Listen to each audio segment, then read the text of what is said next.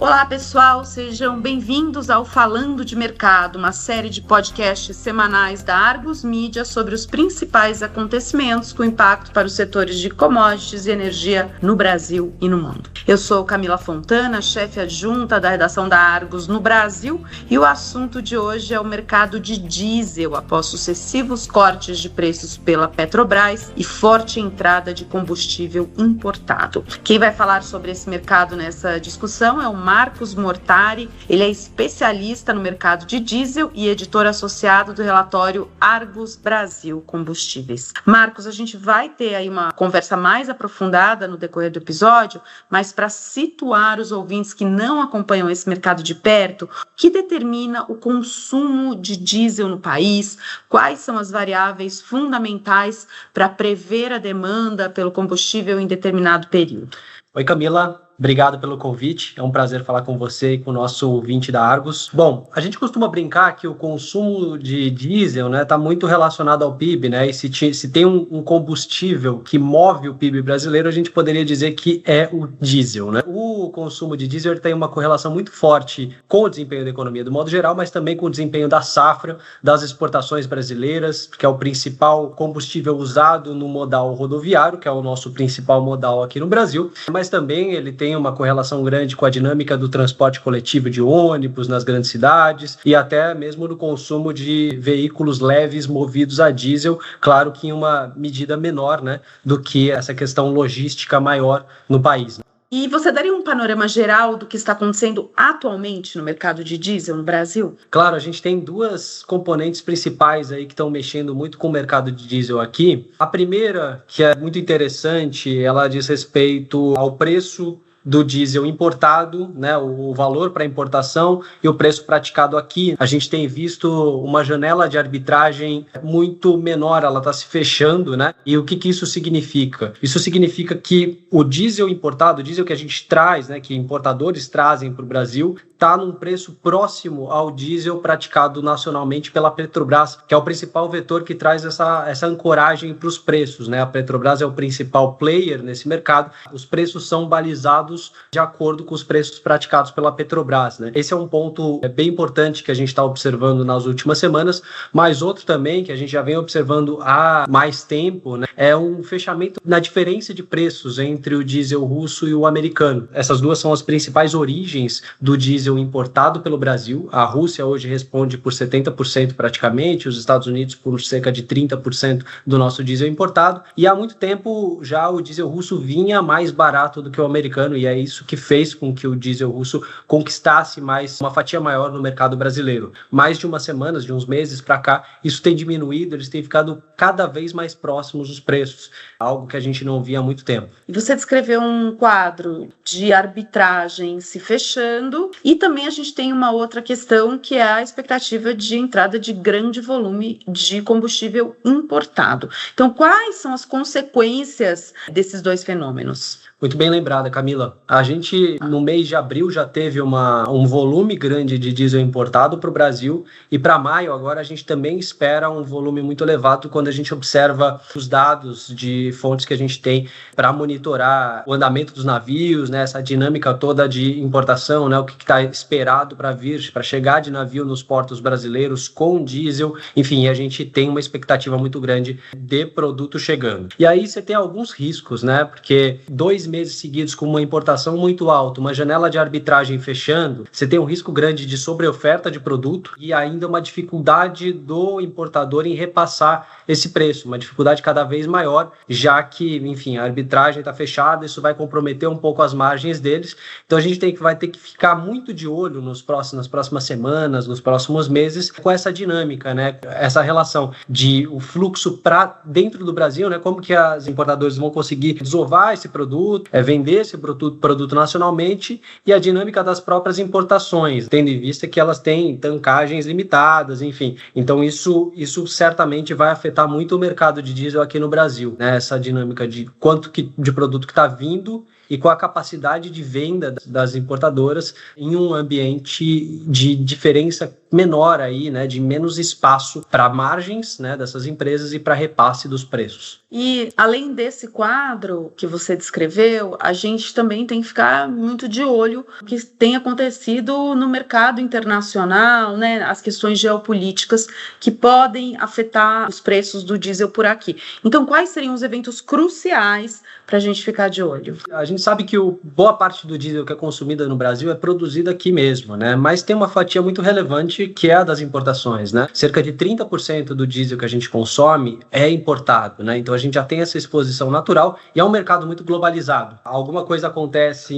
do outro lado do mundo e isso reflete claramente nos preços aqui, né? Então, alguns fatores que podem mexer e que devem ser monitorados para quem acompanha de perto esse mercado são os desdobramentos da guerra comercial entre Estados Unidos e diversos países, principalmente a China, né? Isso mexeu muito com os preços no começo do ano, principalmente. Até agora também tem mexido bastante, né? Agora que saiu recentemente um acordo com a China para suspender temporariamente aquelas tarifas recíprocas acima de 100%, né? Isso mexe com as perspectivas de economistas, expectativas com relação ao desempenho da economia global e por isso também o consumo de diesel. Os desdobramentos da guerra na Ucrânia também são muito importantes, né? Porque a gente observa que tem um fluxo muito grande de diesel russo vindo para o Brasil e parte desse movimento, a Rússia começou a ganhar uma fatia relevante do mercado brasileiro justamente durante o período da guerra, em que a Rússia foi sendo alvo de sanções pelo resto do mundo, pelos Estados Unidos, enfim, pelas grandes nações no Ocidente. Então, portas ficaram fechadas para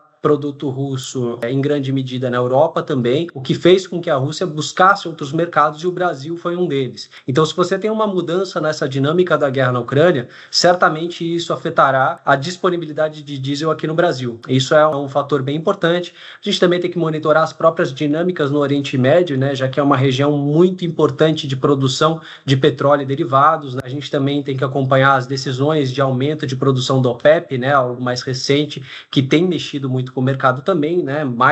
Potencialmente mais diesel disponível no mercado pode ser uma pressão para queda de preços em algum momento. E também, para fechar, a questão de manutenção de refinarias no hemisfério norte, né? Agora a gente tem visto algumas refinarias russas em manutenção, né? Esse é um ponto importante que mexe com a oferta de diesel para cá, né? Para o Brasil. E também as discussões sobre mandatos de mistura de biocombustíveis nos combustíveis fósseis nos Estados Unidos, né? A gente está vendo essa discussão agora acontecendo, né? Se você tem uma maior mistura de biocombustível, biodiesel, por exemplo, no diesel, certamente diminui a proporção de diesel nessa mistura e você tem mais diesel disponível, teoricamente. Basicamente, esses elementos são bastante importantes para quem quer acompanhar de perto esse mercado de diesel. E no mercado doméstico, no que a gente deve ficar de olho? No mercado doméstico é impossível quem quiser acompanhar mais de perto os acontecimentos não observar o que acontece na Petrobras, né? Petrobras é o grande player desse mercado, né? Como eu disse até antes, né? Os preços que a gente monitora na Argos, né? Que são no mercado spot, mercado à vista, eles são relacionados aos preços